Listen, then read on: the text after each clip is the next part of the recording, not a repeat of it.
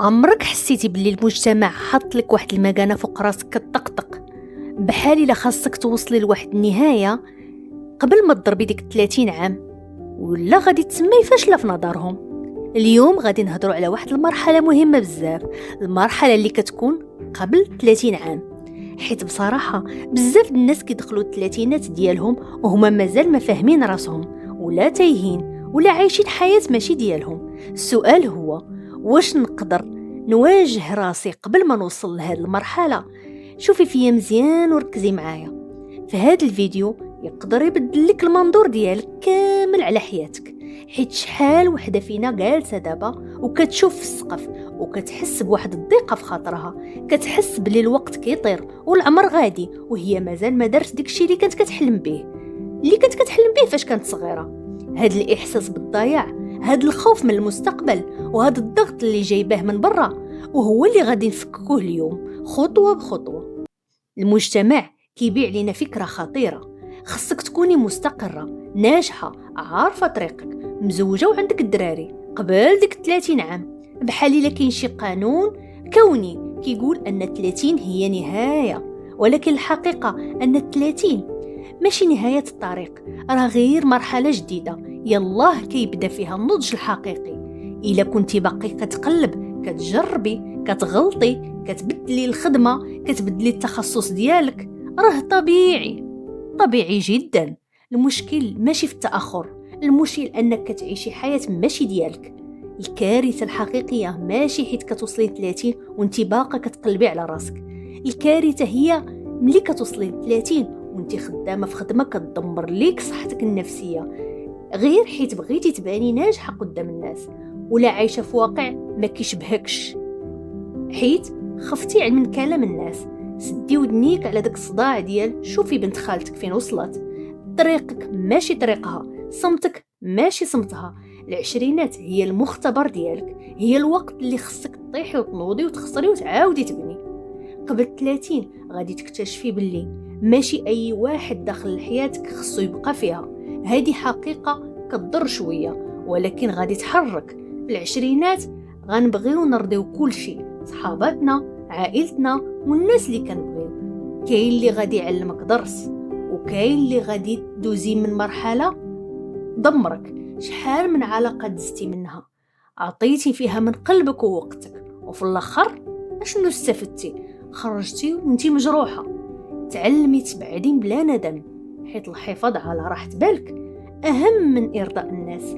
ملي تشوفي شي واحد كيستفز لك طاقتك، ملي كتشوفي شي حد كيحسك باللي انت ديما غلطه ولا كيقلل من قيمتك، الباب واسع اختي من كتافو. ما تبقايش شاده مع العلاقات السامه غير حيت ولفتيهم، ولا حيت خفتي تبقاي بوحدك. الوحده وانت تجلسي وتشربي قهوتك بوحدك وانت مرتاحه احسن مليار من مره من رفقه ولا صحابات كيطفيو لك الضو في حياتك. مسحي الارقام اللي ما كتزيدك والو من تليفون، بعدي على الناس اللي كيحسوك باللي انت ما كافياش. غادي تسمعي بزاف، خدمي، جمعي، ديري الفلوس، ديري مستقبلك. هادشي اختي راه زوين ومهم طبعا. الاستقلال المادي بالنسبه ليك كبنت هو اهم سلاح ديالك، ولكن الا ربحتي الفلوس وخسرتي راسك شنو الفايده اذا؟ كاينين بنات اللي دفنوا راسهم في الخدمه غير باش يوصلوا لواحد المستوى معيشي، باش يشريو ماركات، باش يبانوا واعرات، ولكن ملي كيجيو ينعسوا على المخده كيحسوا بواحد الخوال داخل. تعلمي توازني، خدمي على مستقبلك، كافحي، ولكن حتى عيشي حياتك ايضا. الوقت اللي داز راه ما كيرجعش. العشرينات ديالك هي اجمل سنين عمرك. خسري شويه د الفلوس على راسك، سافري، ديري رياضه، قري كتاب زوين، تهلاي في صحتك وفي ذاتك. الاستثمار الحقيقي هو الاستثمار في راسك، في صحتك، راحتك النفسيه. التوازن هو السر. كوني ذكيه ماليا ولكن ما تكونيش بخيله عاطفيا مع راسك. هذه اهم نقطه بغيتك تركزي معايا فيها. قبل ما تبني علاقه ولا زواج ولا مشروع خصك تعرفي شكون انتي. حنا كبنات تربينا على اننا كنعيشوا للاخرين اولا، نضحي باش يرضوا علينا، والدينا والمجتمع ديالنا، ولكن شكون انتي وسط هاد الشي كامل؟ شنو اللي كيفرحك انتي وشنو اللي كيعصبك؟ شنو هي الخطوط الحمراء ديال حياتك؟ حيت الا ما عرفتيش هاد الشي اي واحد يقدر يشكك لك على حسابه، يديرك بحال العجينه. غادي يجي شي حد يفرض عليك القوانين ديالو هو، حيت انتي اصلا ما عندكش قوانين خاصه بك. جلسي مع راسك، واجهي المخاوف ديالك، عومي في الاعماق ديال روحك. ملي كتعرفي راسك مزيان غتولي بحال شي جبل كبير حتى ريح ما تقدر تزعزعو. هاد الوعي بالذات هو اعظم هديه تقدري تعطيها لراسك. وديك السوشيال ميديا عمرات لينا ريوسنا الموتيفاسيون كتجي وتدوز، كتشوفي الفيديو كتحمسي ساعتين من بعد كترجعي تنعسي، ولكن الانضباط راه ما كاينش. فين هو اللي كيبني لك الحياة ديالك، راه هو ديك الانضباط، هو السر ديال الناس الناجحين. حتى الا ما عندكش النفس ديري الحاجة اللي خاصها ديريها اللي خصك ديريها مثلا، حيت النجاح ماشي احساس، النجاح عادة. النجاح هو داك التكرار الممل ديال الحوايج الصغار اللي كديريهم كل نهار. قرايه ديال 10 دقائق كل نهار، الرياضه كديريها 20 دقيقه كل نهار، خدمه ومركزه معاها.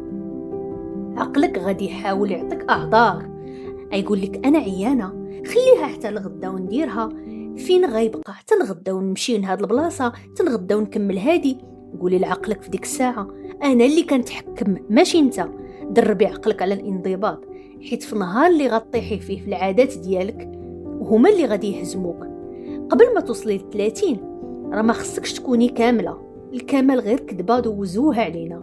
خصك تكوني واعيه بلي الحياه ماشي مسابقه وسباق، ما كاينش شي حد كيجري موراك، وانك تقدري تبدلي الطريق في اي وقت. الا كنتي في خدمه ما عجباتكش وفي المستطيع انك تبدليها لوحده اخرى، بدليها. وإلا كنتي في علاقه كتدمر لك حياتك ما منها هروب، خرجي منها. ما عمر الوقت فات. 30 ماشي نهاية العالم، هي بداية الحقيقية ديال المرأة ناضجة عارفة قيمتها. ارتاحي وخودي واحد النفس عميق وعنقي الرحلة ديالك بكل ما فيها. تهلاي في راسك، ونشوفك في الفيديو الجديد اللي غيكون على 40 سنة، وما أدراك ما 40 سنة. وبقي معايا.